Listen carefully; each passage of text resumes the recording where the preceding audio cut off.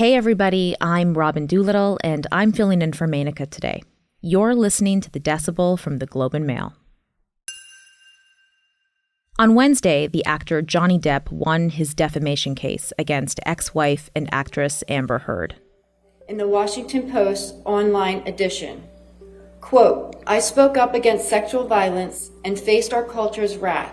That has to change," end quote. Do you find that Mr. Depp has proven all the elements of defamation? Answer, yes. I'm an investigative journalist here at the Globe, and I've done a lot of reporting on sexual violence and gender discrimination. I've looked at how police handle sexual assault cases, and more specifically, how rape myths and stereotypes impact those investigations. I wrote a book about metoo. I'm deeply interested in these issues. And I also confess that I have tried to completely avoid this Johnny Depp and Amber Heard defamation trial. I hate it. I hate what it says about all of us and our celebrity obsession and voyeurism. I hate seeing how gleefully social media has reveled in tearing down a woman who has alleged domestic violence. I hate that I know people are viewing this as some test of Me Too, rather than evaluating it on its individual merits. But the fact that society is attaching so much significance to this trial is exactly why we need to talk about it. Depp won his case, but in many ways the verdict didn't matter. He'd already won in the court of public opinion. And for the record, the jury also found that Depp had defamed Heard, but that's not the detail making headlines. It's also worth noting that Depp previously lost a libel case against the Sun tabloid in the UK after the paper labeled him a wife-beater. In that case, the judge found Heard was, quote, the victim of sustained and multiple assaults by Mr. Depp.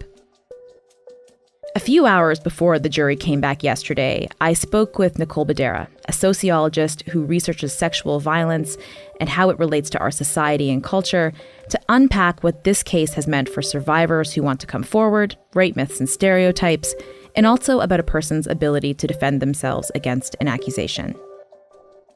You're listening to The Decibel from the Globe and Mail.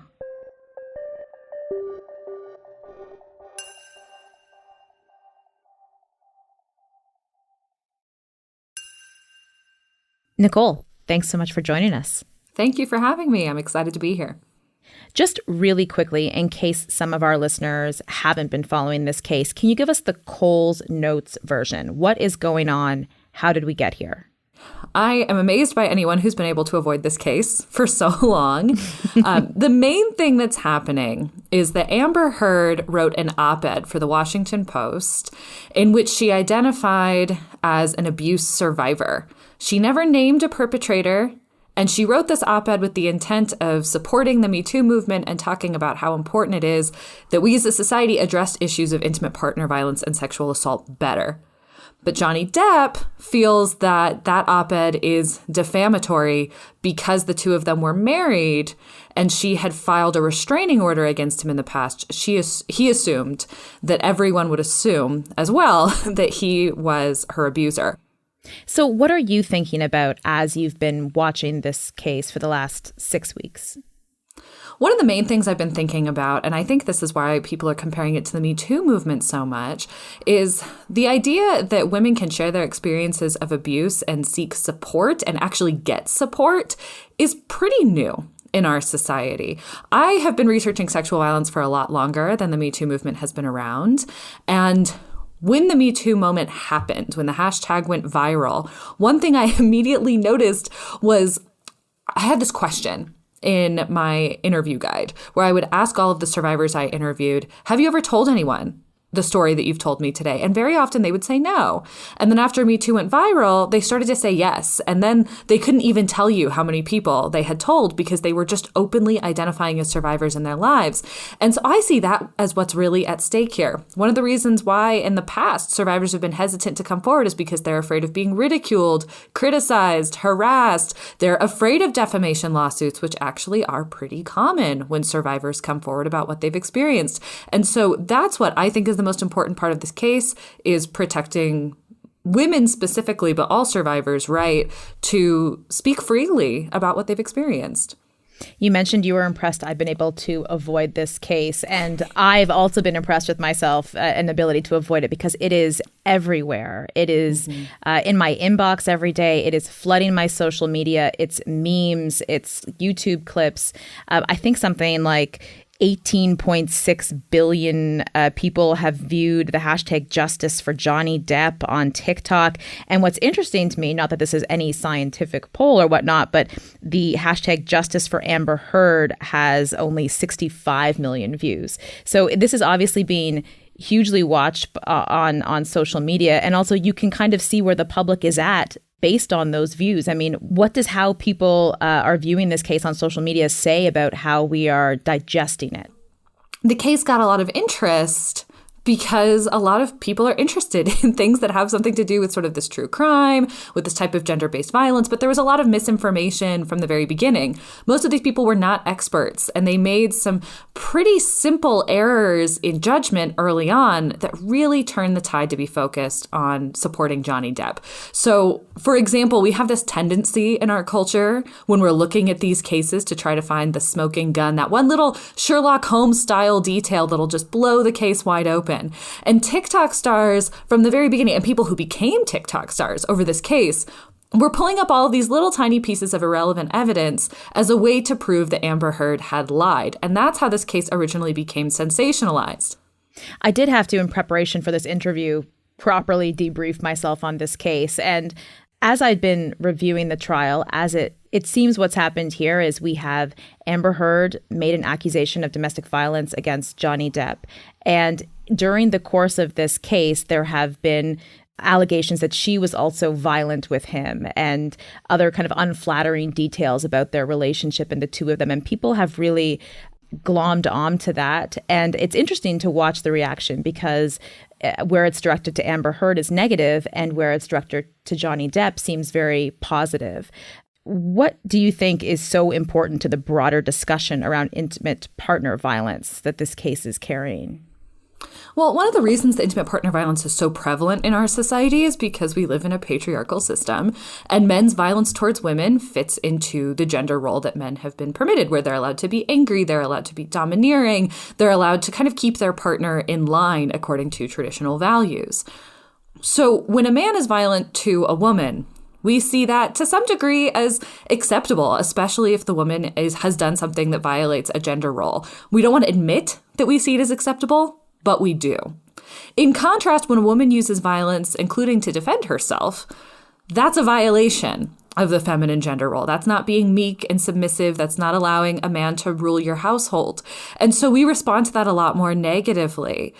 Johnny Depp is, I think, advantaged because we have this idea of a perfect victim and also a perfect perpetrator. And the perfect perpetrator is supposed to be this monster who you can tell that they are evil from 10 miles away. But that version of the perpetrator doesn't exist. Whereas the perfect victim is someone who's supposed to never fight back, is supposed to just accept the violence, but also to think it's wrong, to cry, to be weak, to be upset, but not to cry too much or in the wrong moments.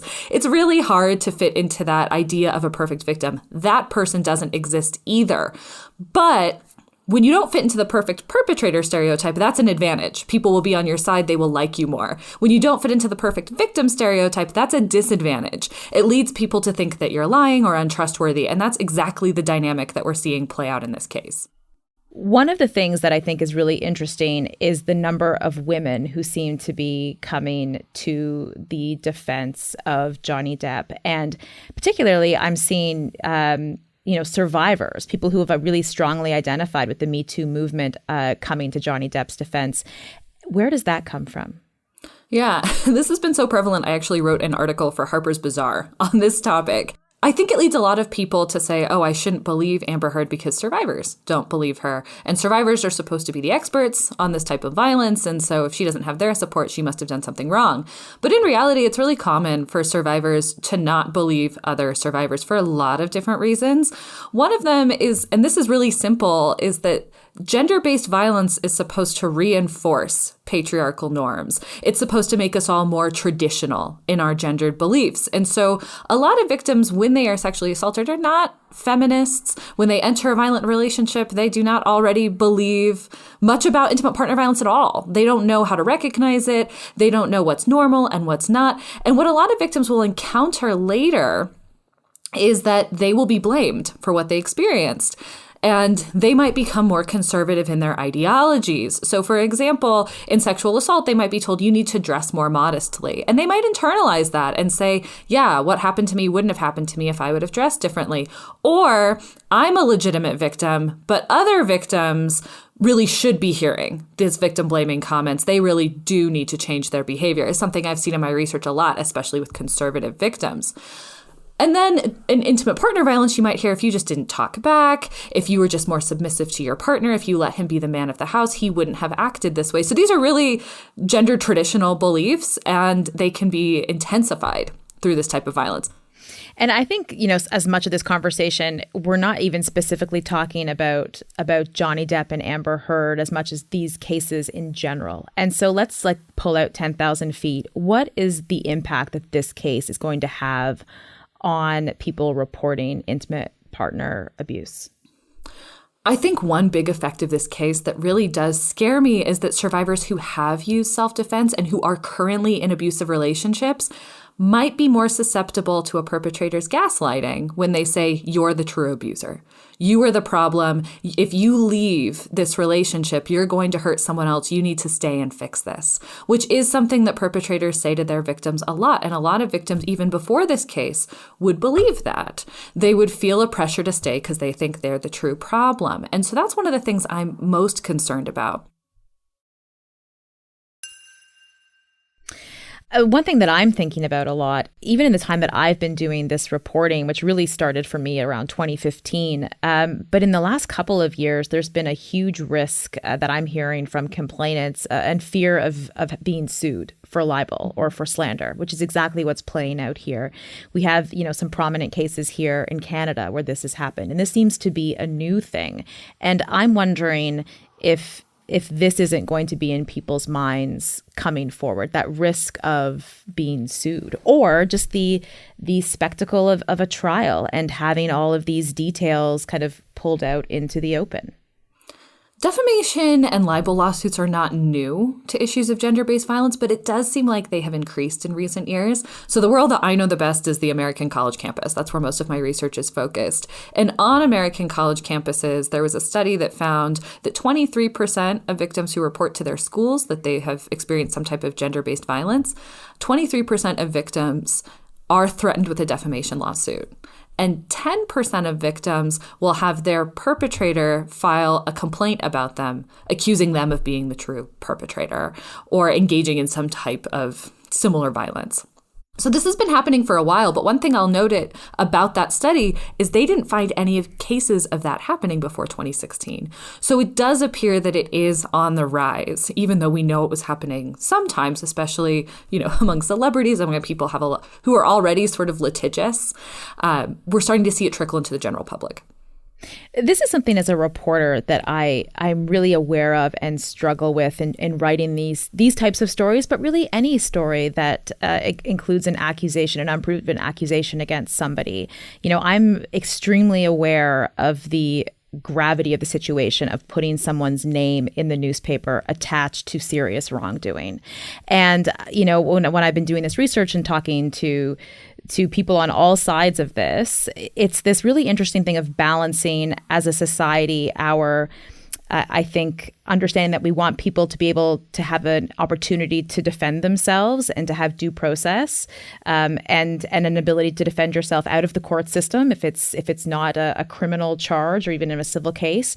And at the same time, this very necessary moment that happened with Me Too, where we are having people being empowered to actually speak their truth and say, I don't have to suffer in silence. I can name what happened to me and in some cases who did it. And how do we balance these two things as a society? What I think the core of this conversation is that we don't actually have a legitimate social structure that tells us whether or not these cases are true, right? So the idea of a proven sexual assault in the criminal justice system, for example, we know that the vast majority of reports of sexual assault to the police are true. And we know that of that group, the vast, vast majority of them will end in a not guilty verdict. And that's not because the victims are lying. It's because we have a legal system as a whole, whether it's the criminal or the civil justice system, that's likely to re-victimize and re-traumatize victims, that it's more likely to betray them than to give them justice. And so that's a really big issue, is we haven't seen this type of structural change. I also want to say, though, that I think we sometimes are a little bit more sensitive to this on issues of gender-based violence than we would be of even a physical assault. So, for example, this is something that really struck me in my research when I spent a year on a college campus looking at how they handle these different types of student discipline. We don't see the same concerns about due process or this really high bar for who can tell their story when a man has physically assaulted another man. Nobody's going to be accusing someone of defamation for saying, yeah, that guy punched me at a bar last night. We just think that that's your story and you're allowed to tell it. I guess, though, to that point, you're probably not going to lose your job if you're a man and you're accused for beating a guy up at a bar. As a society, we're okay with that. Whereas on one hand, we're very not okay with sexual violence, but on the other hand, we set a very high bar of believing someone who has said that they have been a victim of it. You know, I think that's actually an empirical question, and that the answer might be different than we expect. In my research, I found that men were much more likely to be expelled from their university for getting into a bar fight than they were for sexual assault. And so I think because there's so much media attention and we talk a lot about the potential consequences for men committing acts of violence against women, we think we take it seriously, but I don't know that we really do. Oh, that's so interesting. One thing for me that I found really interesting when I wrote my book on Me Too, and I did a book tour and would speak to, big crowds, and afterwards, these are people who voluntarily came to a book talk about Me Too. Like, they're very, you would slate them in the progressive bucket. I was always surprised by the number of people afterwards that would come up to me, sometimes men, but sometimes mothers of boys who would say, I'm totally on side. This is great. This needs to happen. Thank you so much for this work, et cetera, et cetera.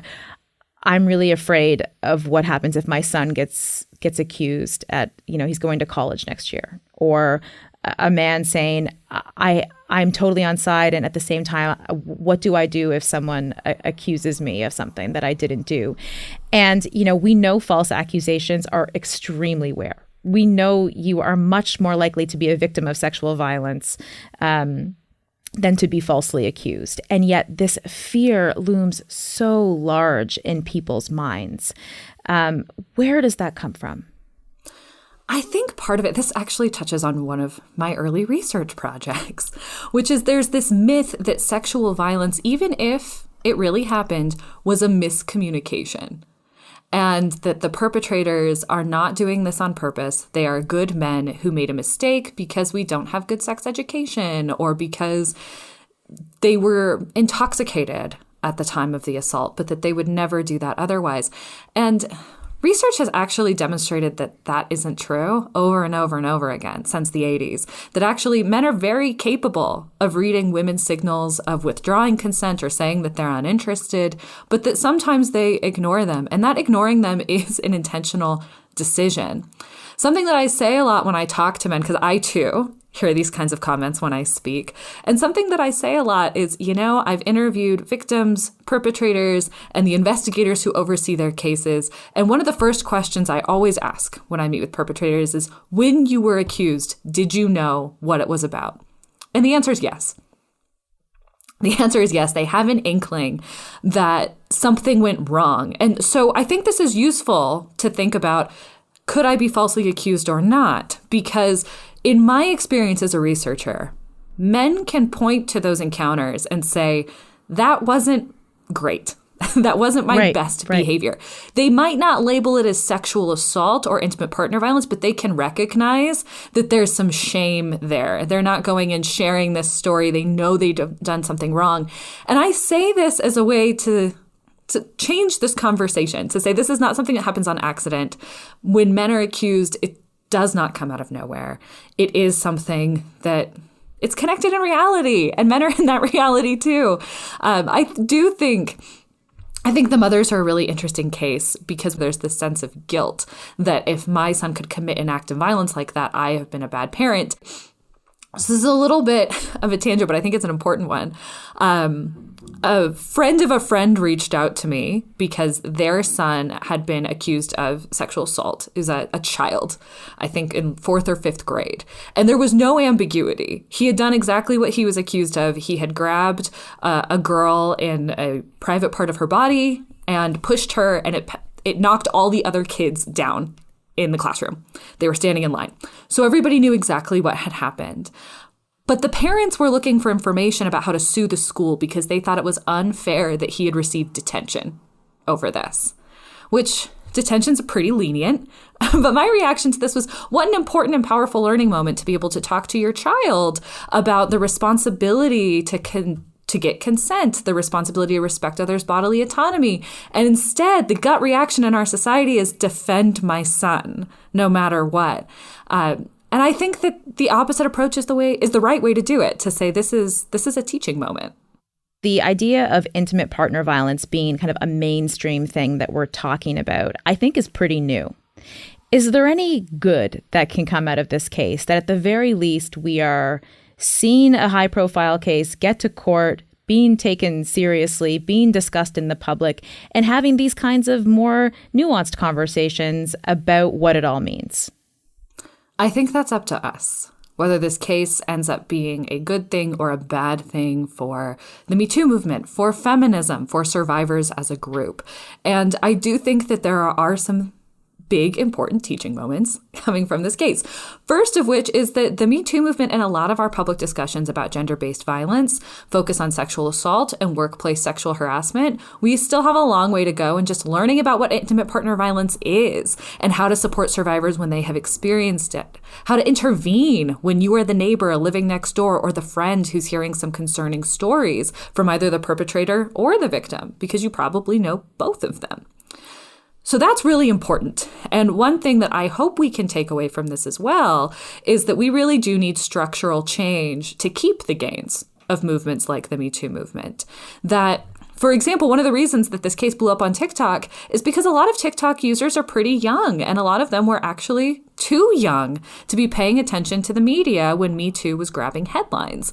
And so all of this education that many of us did in public did not trickle down. We don't want to have to re-educate each new generation through a high-profile case like this one. We need comprehensive sex education that includes information about intimate partner violence and healthy relationships. And then the other thing that we could take out of this case is recognizing that our legal system can still be used as a weapon by perpetrators to extend their abuse. These types of defamation cases as punishment for victims that have gotten away is not new. It's increasingly common, and we need to intervene on that. Our legal system should not be used this way. In fact, our legal system as a whole needs a giant overhaul to ensure that survivors are not re-traumatized when going through the process of coming forward, which right now, survivors, I would almost venture to say unanimously, experience coming forward as a negative thing. Nicole, thank you so much for being here.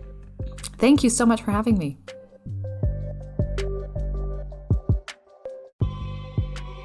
That's it for today. I'm Robyn Doolittle. Our producers are Madeline White, Cheryl Sutherland, and Rachel Levy-McLaughlin. David Crosby edits the show. Kasia Mihailovich is our senior producer, and Angela Pacenza is our executive editor. Thank you for listening.